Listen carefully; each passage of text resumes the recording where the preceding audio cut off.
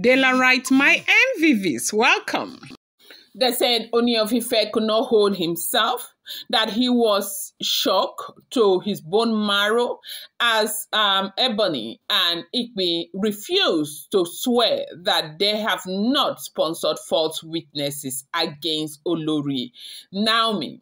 You know that from the very beginning, this thing with Olori Naomi in Ibadan, apparently the reason why it was looking as though the monarch was not doing anything about it was because the monarch at the very beginning thought that it was just an accident, and the monarch thought that it was something that could be handled. The monarch thought that there would be a lot of considerations, and the monarch thought that, of course it has happened. Okay, let justice, take his course, because he felt like, everybody saw what happened. There is no way anybody would take it as though Olori Naomi, deliberately did anything. And they said that was the reason why the monarch was really slow in acting at the very beginning. Now things has,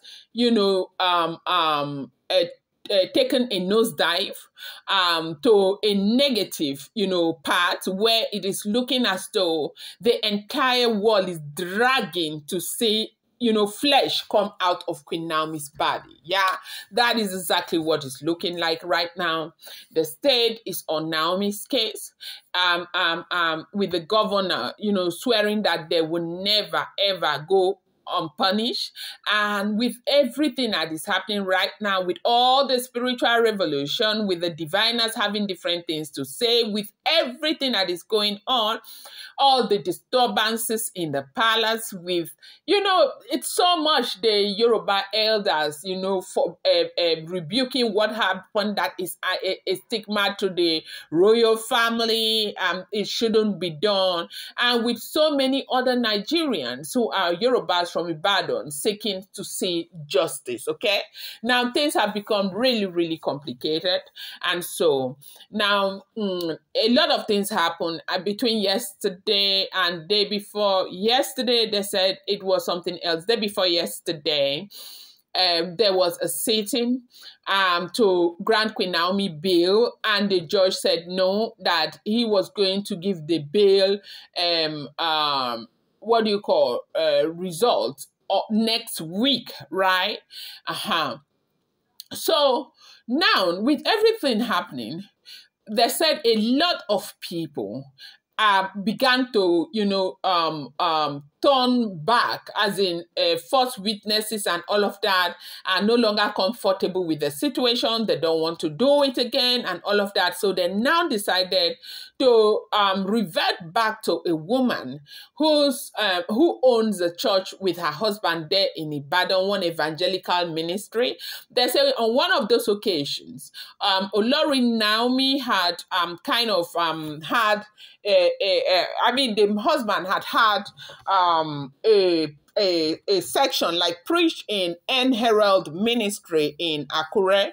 And so now, when this thing that they were supposed to be part of this organization of the fun fair in Ibadan, they did it, but from the background, okay? They were not at the helm of affairs, and that is what saved this couple, okay? And so when this thing now happened, right there in Ibadan, they've been, catering for Olori Naomi, going back and forth, trying to see who they can see, trying to see chiefs, trying to see this police, and all of that.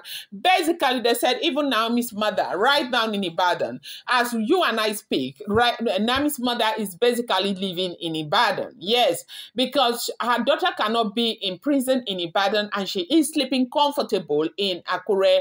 They said the woman isn't doing that, okay? And so the woman is staying in that house where this couple is staying. So they said that people that were paid to go and bear false witness against Olori Naomi are reverting back to this family, telling them, look, oh, some people came here and they gave us this, they gave us that, they gave us this money, they gave us that money to say this, to say that, and to say Naomi did this, to say Naomi did that, and all of that. And they saw Naomi, it was around 9, the stampede happened, and it's a whole lot that they have been saying to ensure that they leave Naomi in custody.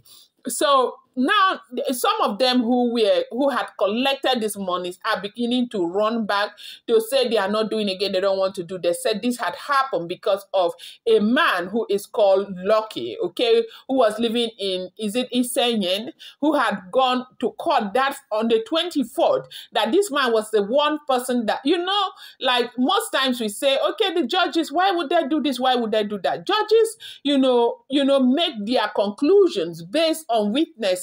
Okay, yes, that is what they do. They make their conclusion based on witnesses, and so they said it was this Lucky that was called, and the Lucky was never in that event, but he was called in as a witness, and he stated that that event took place around 9 o'clock in the morning, and he stated that Olori Naomi was there, and he also stated that there was no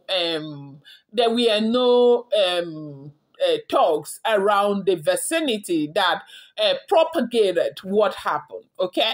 And so with all of this, it's like crazy, like really crazy.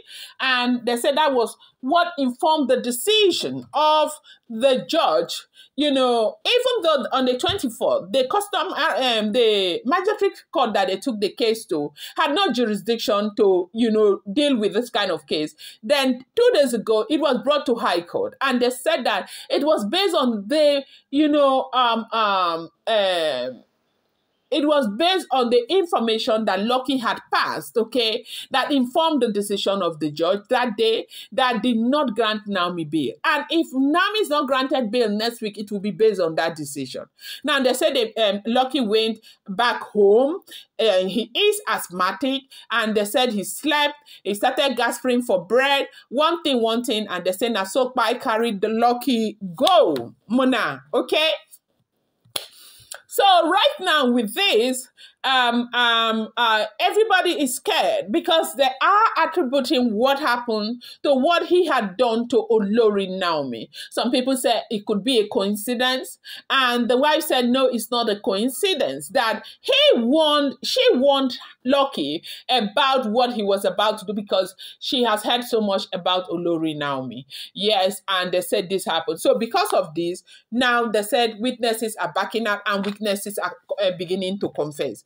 Now, they said a confession that was made brought Igbi and gospel in front of some of the things that have been happening in Ibadan. And this information, you know, got to the Ooni of Ife, and Ooni of Ife did not know what to do. That the man was mad. You know, he is king. He is a king, and he trades with wisdom. You know, sometimes people say, why is he not doing this? Why is he not doing that? Because he is king. There's so much that is expected of a king. He cannot just get up. The way you're thinking shouldn't be the way he thinks. The way you resolve conflict shouldn't be the way he resolves conflict. The way he deals with issues should not be the way you deal with issue, because he is king. He is a first-class king, a spiritual leader of the Yoruba people.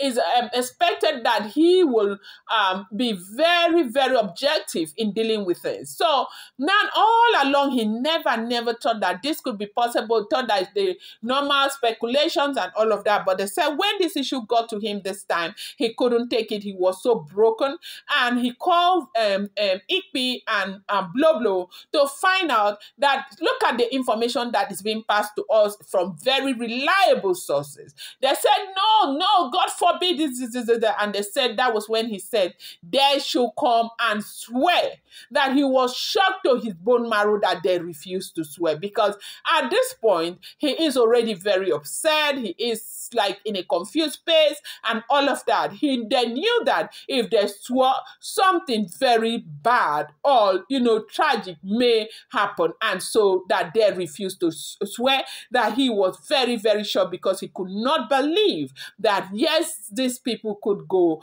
this far.